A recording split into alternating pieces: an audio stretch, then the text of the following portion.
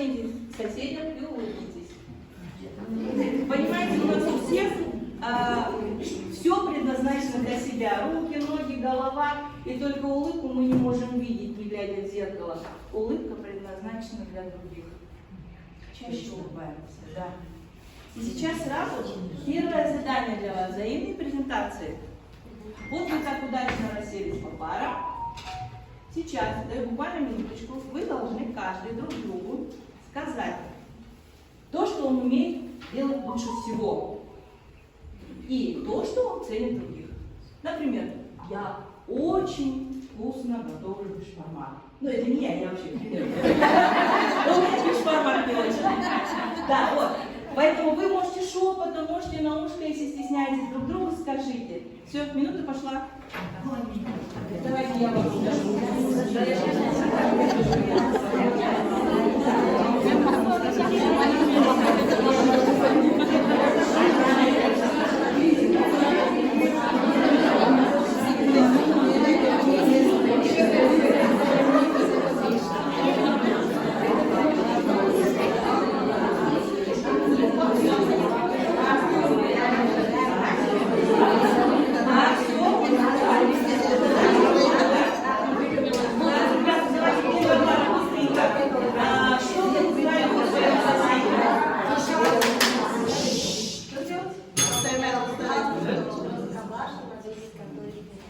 О, так. А вы что узнали? Любит вязать. Отлично.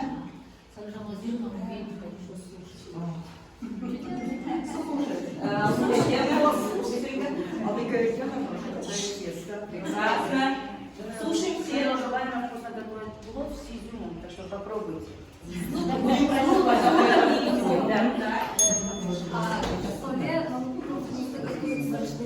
Хорошо.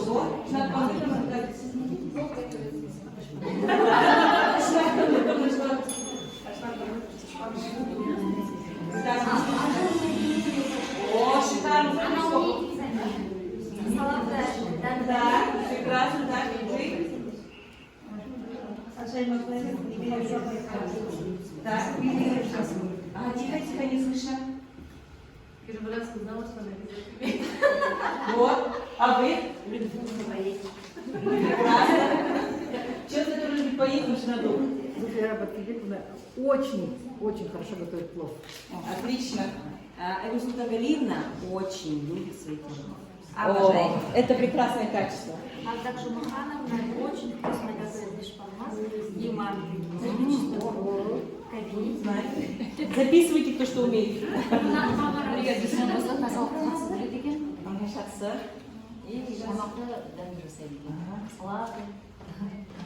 Так, а мы добиваемся с кем? А, только пришли, да? Да? Енді мекемекте шunu жақсылап баптап қоямын. Қанын салмаймыз. Кен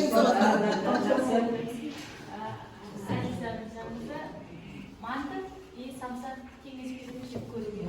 Тәмді болады. Найма Қуанышбекова сіздің маман жақсылайды. Жақсы.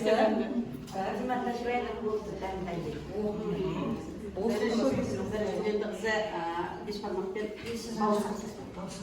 Жақсы, так. Сіз бірге, да? Айгүл Амантаевна у нас на зим күшті керемет салаттар жабады екен. Жақсы, так. Берді маған өте дәмді ішіп жатырмыз. Так. Мария У Марины Северной очень красивые, вот такие малюсенькие пельменики, очень вкусные. Часто приносят. Так.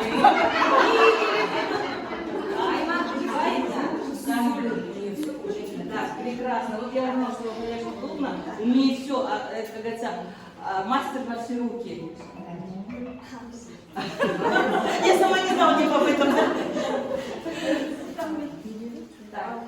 И вот сейчас мы вместе, как говорится, провели самооценивание и взаимооценивание.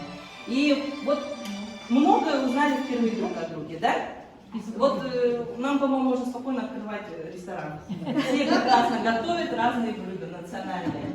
Итак, формативное мы все знаем, что такое, поэтому подробно на теории останавливаться не будем, да? Быстренько давайте скажем положительные стороны формативного оценивания. Можете по одной фразе буквально, вот, чтобы освежить память? Какая польза? Оценки за урок можно журнал поставить. Так, отлично. Знание детей уже. Да, хорошо. Закрепление. Закрепление. Повторение.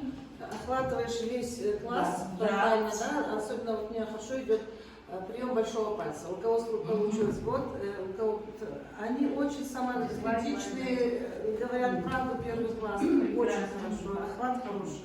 И еще одно из самооценивания, значит, в тетрадке вот задание сделали, и на полях сами себя оцените, смайлик рисуйте. Очень хорошо работает, да? Детям нравится, да? Детям нравится, и я вижу мотивацию тетрадка.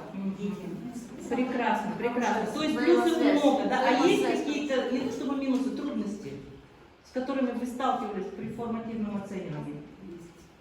Какие, например? На уроке получается. И, наверное, сложно выбрать составить дескриптор, да? Вот проблема, наверное, вот именно в критериях оценивания, да? Так, хорошо. И я хочу вам такое небольшое практическое задание дать, так как вот мы сегодня проходим формативное оценивание, да? Тема у нас, и как бы она немножко с таким углублением именно для слабоуспевающих, да? И я хочу вам дать такой кроссворд необычный, он будет небольшой подсказочкой. То есть здесь даны первые буковки слов. Вот сейчас я вам раздам. Пока не начинаем, давайте, чтобы справедливо было. Ну, вы, наверное, развернетесь, да, как-то? Я не знаю, теперь, видите, я думаю, что будет по группам. Да? Вот. Все умные ручки без ручки. Так. Сейчас. Ребята, вот смотрите, как отгадали, берете один такой квадратик себе.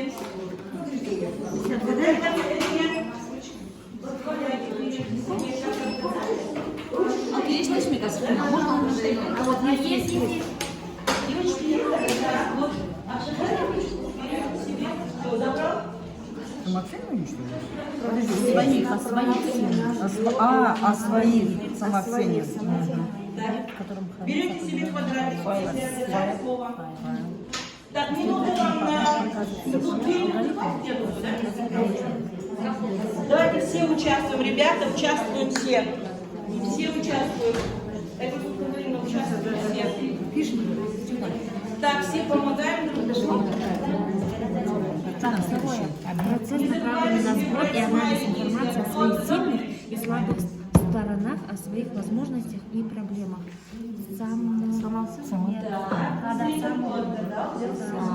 Оценивание.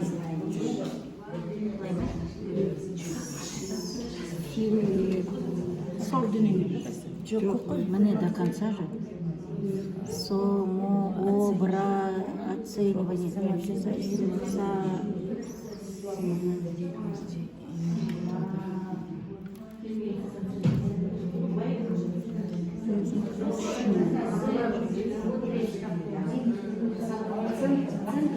Так, ну,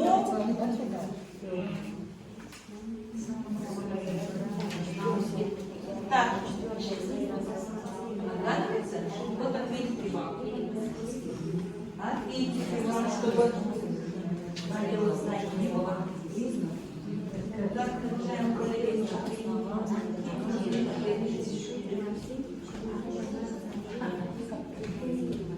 Так, ну кто первая группа?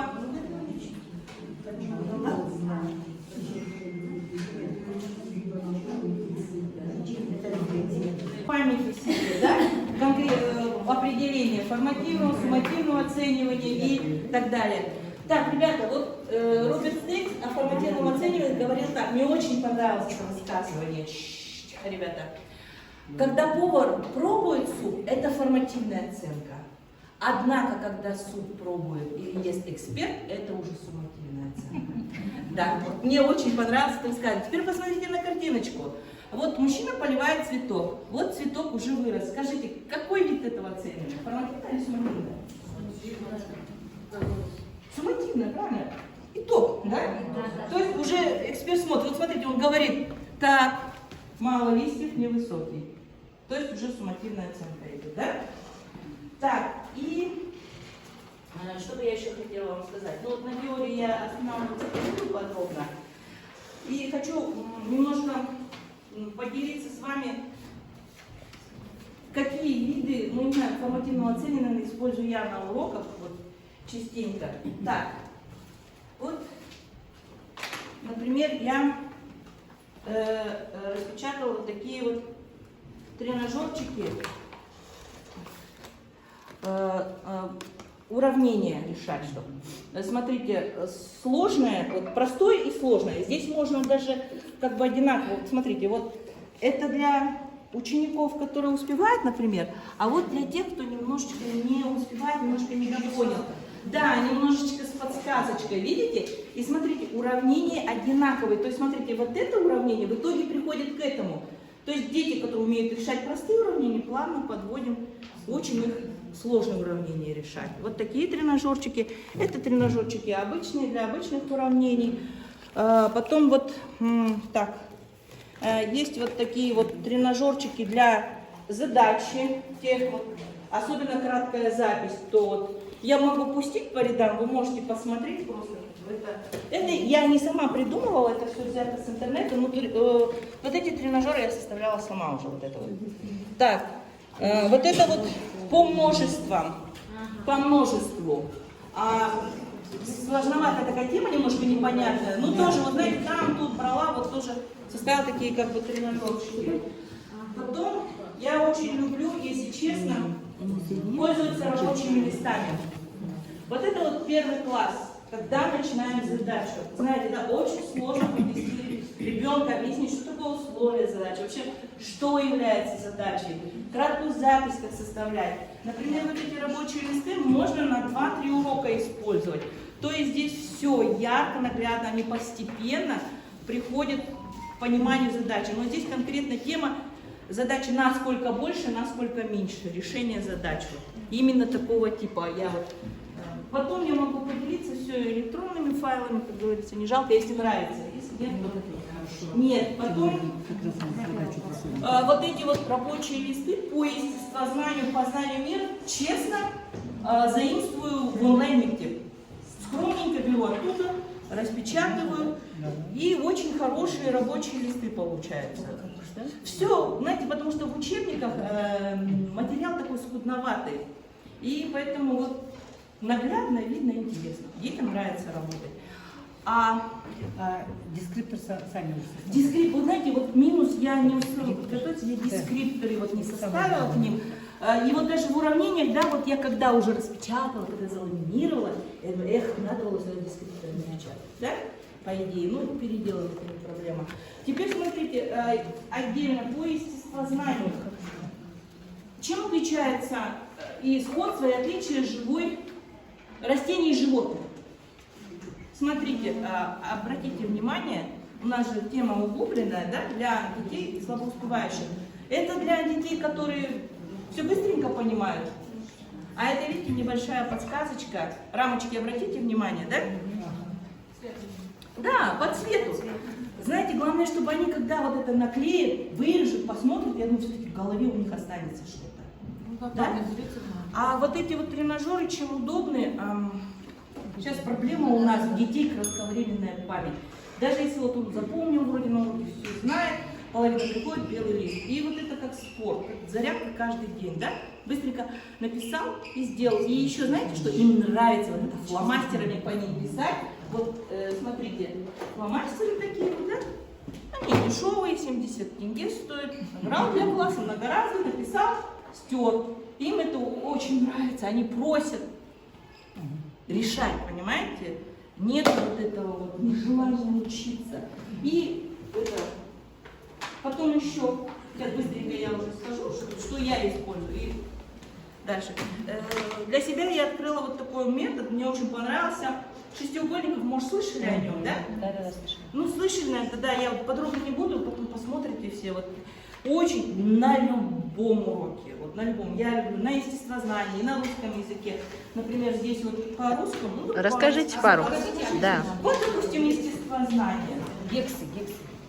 Гексы, да, метод гексограмм. Например, Уран, какая планета? И там припять там во столько-то раз больше Земли, там, допустим, нет атмосферы. И знаете, они группой работают, каждый ученик выбирает планету. Я уже пробовала, они, знаете как, смотри, это, Асылхан, это твое, а это твое. У них уже идет взаимообмен информации. Работают все, проверено. Вот даже самые, которые не хотят работать. И последнее, я вот хотела, знаете, вот фонетический разбор. Не любят же делать, да? Это я увидела в интернете. Вот просто парное, непарное, вот это мягко, согласное. Вот это все быстро-быстро им не нравится.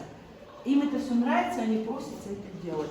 То есть вот все согласное, все заготовку сделала. И самое главное, это экономия времени на уроке. Пока они это пишут мелом на доске, а так быстро налепили, все. Потом у меня есть еще инклюзивник, вот, для него вот такие пазлы. Он любит пазлы. Вот, пожалуйста, примеры на 5 пазлы. У меня есть и на 10, на все, есть просто я вот пример. Все, он с удовольствием не составляет. Писать не любит, решать не любит, но пазлы любит. Все, составляет, проверено. Все, вот это у меня. Ага, теперь могу дальше слова.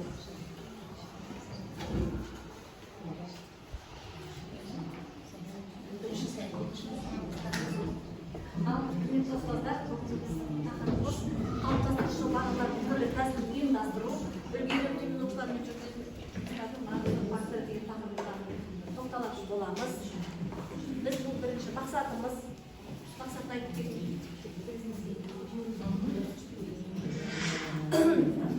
мұғалімдер оқушының арасындағы байланысты нығайта отырып, оқу нәтижесін жақсарту, үлгерімі төмен оқушыларды сабақта үлгермес себептерін анықтау.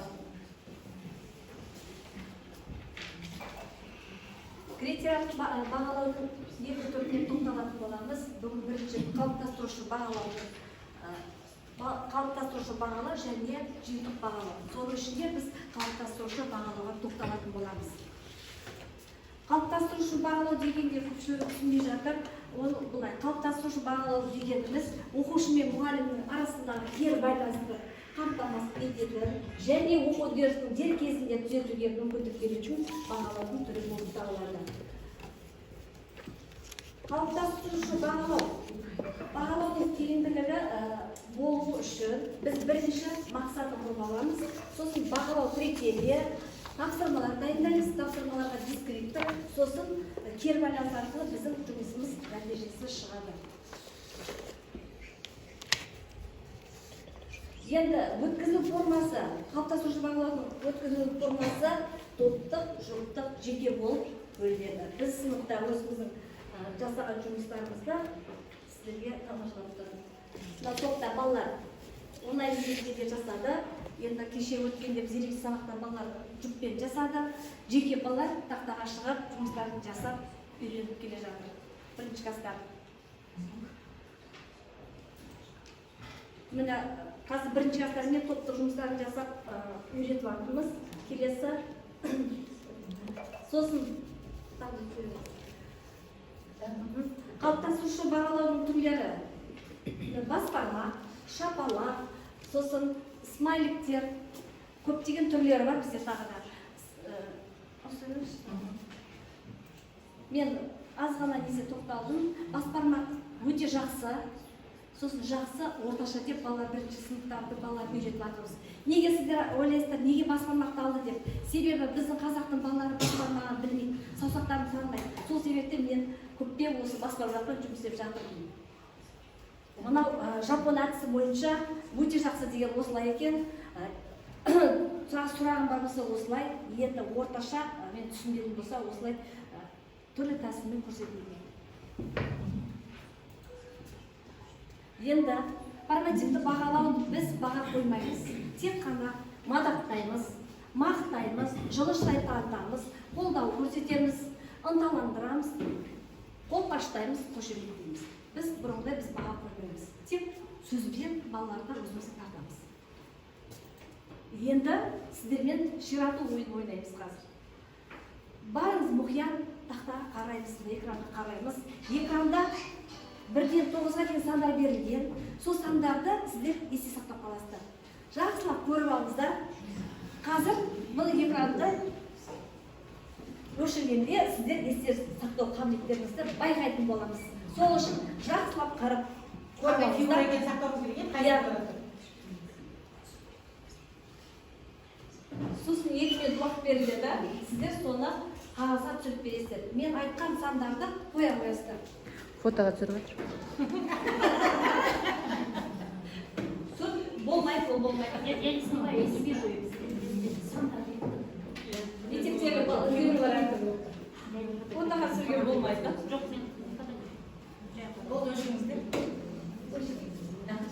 Без блокнота, у вас память хорошая, вы ничего не запомните. Тапсырманы орындауға 2 минут уақыт болады. Енді мен сіздерге Сегіз, первый. қараңыздар, мен бір санды айтамын. Напишите, вы не Мен қазір сіздерге сан айтамын, тек қана сол сандарды белгілеп шығарыңыз. 1, 8, 7, 2 және 5. Осы сандарды 1, 8, 7, 2, 5 сандарын белгілеп бересіздер.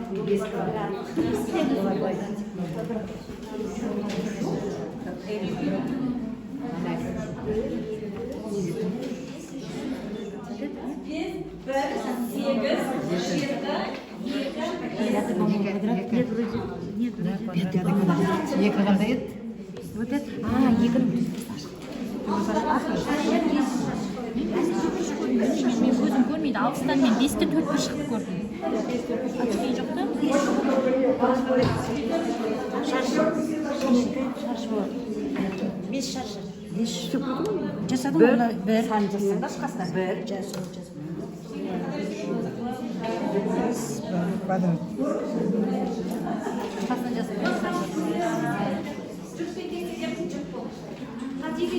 Көзім көрді ма сен? Мен көрдім.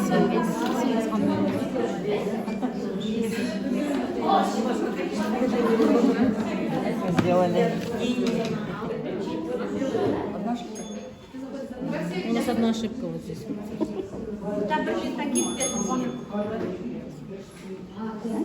Енді кім бітсе, қасындағы жұғына береді, алмасасыздағы бір-біріңізді тексересіздер. Кімде қанша қате бар? Осы қазір айныңыздар, мен ашқан кезде барлық тексеріп боламыз. Жақсы ма? Сейчас посмотрим, кто у нас двойщик. Айман Дарьевна только правильно сказала, квадрат. Ал болды ба? Жердегі ал жақсы. Енді бір-біріңіздерге ауысыңыздар. Ауысыңыздар,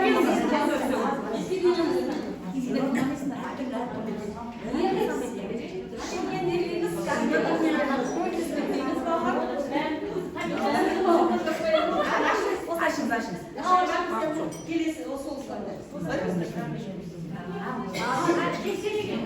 тексеріңіздер, қанша қате бар? Екі дұрыс,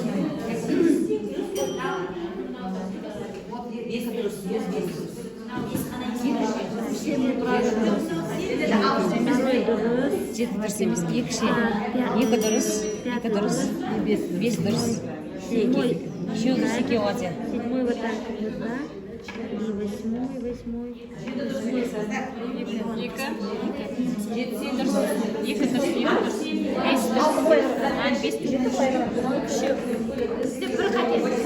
Сендерде ой бар. Біз бәрін жазғанбыз ғой. Зато қарасаңшы, бесеу дұрыс біздікі. Сендер қанша қате? Екі правильно.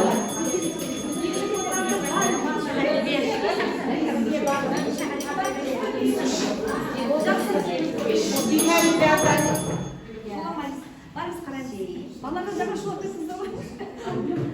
Ал мұқият мен тыңдаңыздар. Балаға зам сіздерге енді қараңыздар. Қазір мына сіздер айтып жүріңіздерші, осы төртеуміз қанша қате кетті? Жақсы, өте тамаша келеді. Қате болды ма? Жақсы. Сіздерде бар ма қате? Екі қате. Сіздерде екі қате. Сіздерде Biz to'g'izda kechasi, biz kechagina внимательно o'qishib qoldik. Biz standart emas, biz to'g'izda beri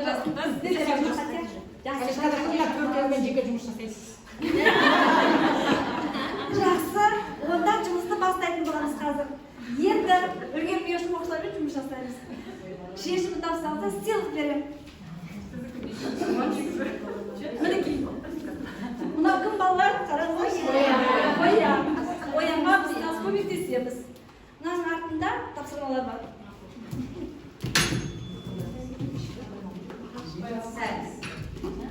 Егер тапсаңыздар, сыйлық аласыздар. Сол үшін мына жақтан, мына жерде 10 сәбіз бар.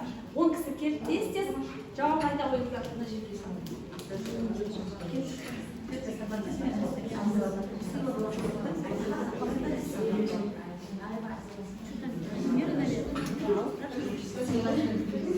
Легкий, первый класс. Мынау қоян, жеп қоян, қарнаш келген қоян. Қоянға жегіземіз ба? Жегіземіздер ба? Ақан қоянды аласыздар. Айтыңыздар, жеген тұрағаламыз, сапақаламыз. Тұрағаламыз, ал қоянды жегізесіздер. Сосын дұрыс айтсаңыздар, сыйлық аласыздар. Бір қосу 7, тең 8.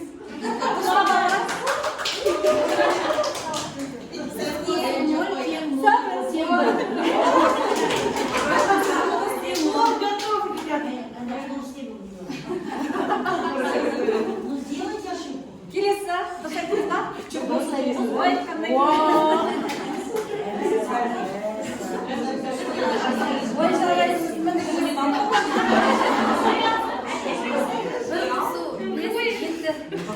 Ой, тамаша. Ол сирек жетті деді. Ой, қателесіп қойды. Балалар, қателесіп тұрып айтып береді. Қателесіп жені қоя. Қояға беріп, қалар көзімізде қалады.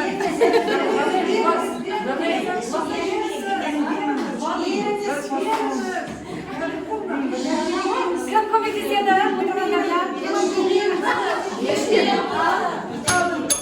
Неше вот қалды мен. Қанша болады?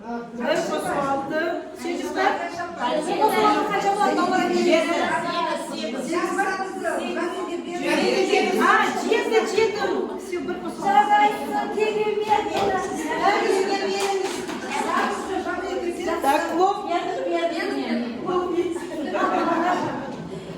Тек қана енді қоян емес, бізге қалмақ.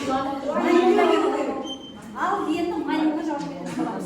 Бұл қан үлкен кісілер келсін маған. Үлкен кісілер келіңіздер.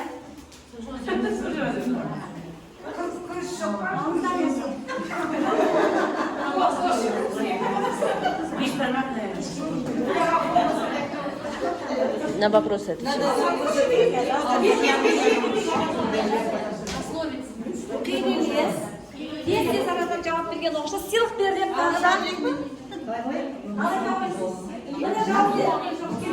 ақыл азбайды, білім тозбайды.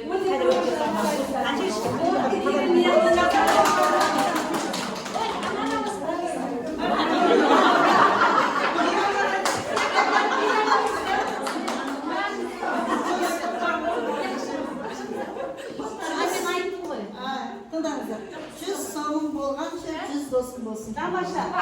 Құттықтар сөйлесем алайық. Өте тамаша. Мынаны қол ұстап берейік. Келесі. Бір тал кессең 10 тал ек. Өте тамаша.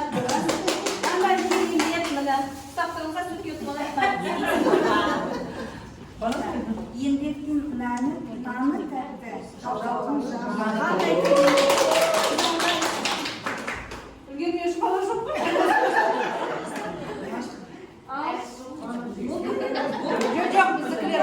Еще один банан остался. Ал келген ауыр қызет осы болды жалынмай. Ақылы көпті жалынмайды. Кеңешілейді. Яуып берген. Мына рахмет сізге қандай еңбек.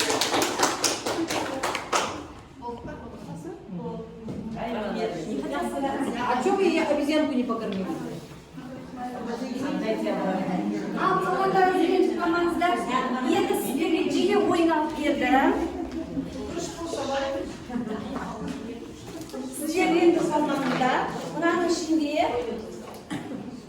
арнайы нелер бар. Ұлынай десем де болады қазақша. Осыған оқып берген кісілерге де сыйлық бар. Балалар қайсың шығасың? Шығады, кәмет, еріңіз. жұлдыз отырған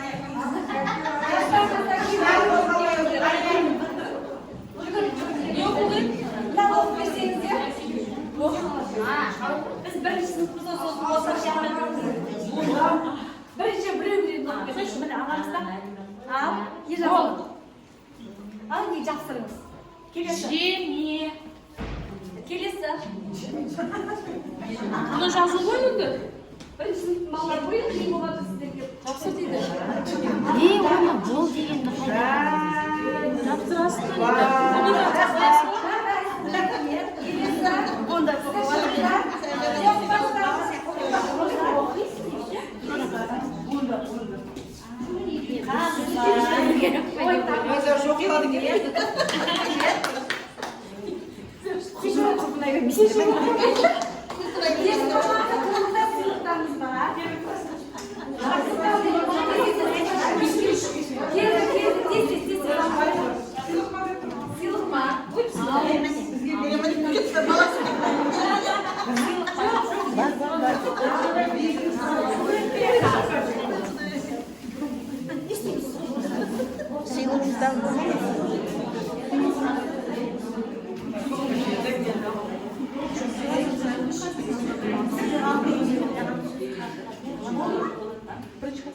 ал жақсы.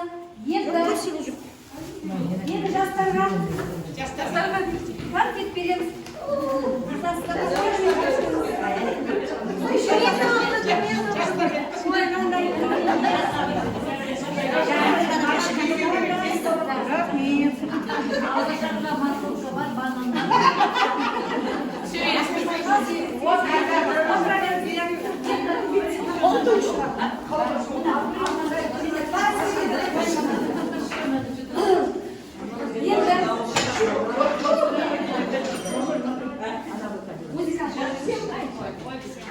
Осы салон айтыватырмыз, сіздер шашылған шығасыздар, сервис жасап жүрейік. Мен қазір музыканы көрсетіп тұрамын.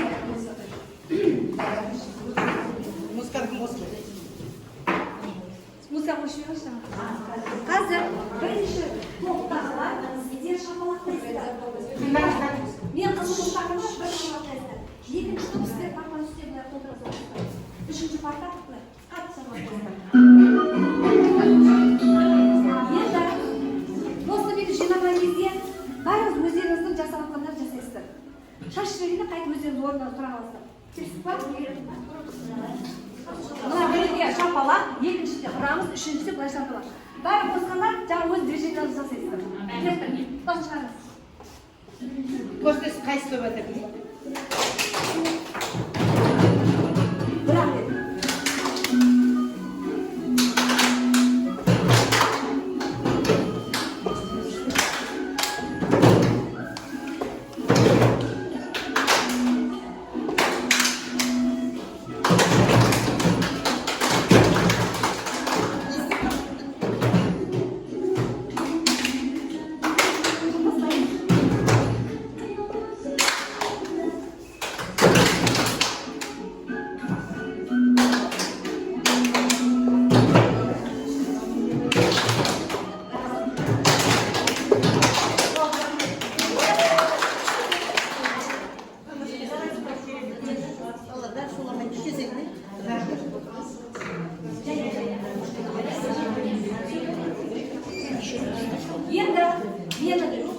Кешіріңіздер, енді сабақ аяқталмасын репетиция жасап, кері байлап жасауымыз керек. Мен кері байлаптым бар. Мұған шыққанда сыйлық береміз. Себебі бір кәсіпорынға өте жалқау. Мына сегіз оқушыға шықпай отырғанда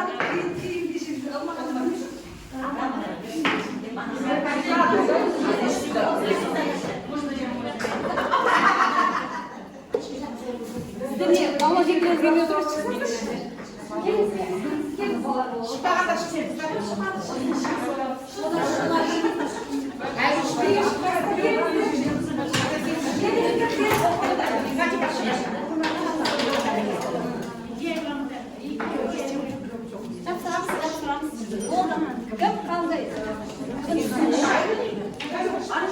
Спасибо.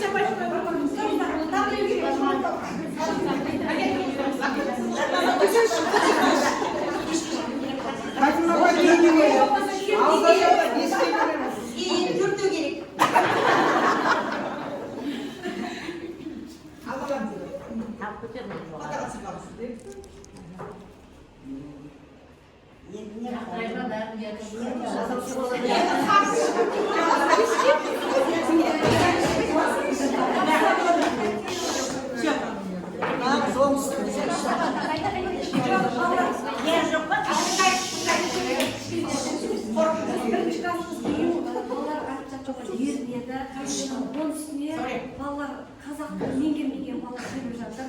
Олар түгелде айналып толған осылай өзімізге тартпасақ оқи алмай қалады. Сол себепте сіздерді осылай тәрбиелеп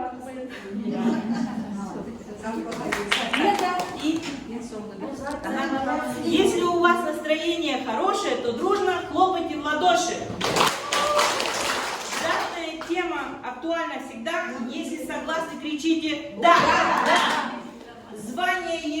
Знания, если пригодятся, если будешь применять, тогда сейчас коллегу справа надо приобнять. Мы славно потрудились с вами, но разговариваться все же пора. Закончить нашу встречу предлагаю громким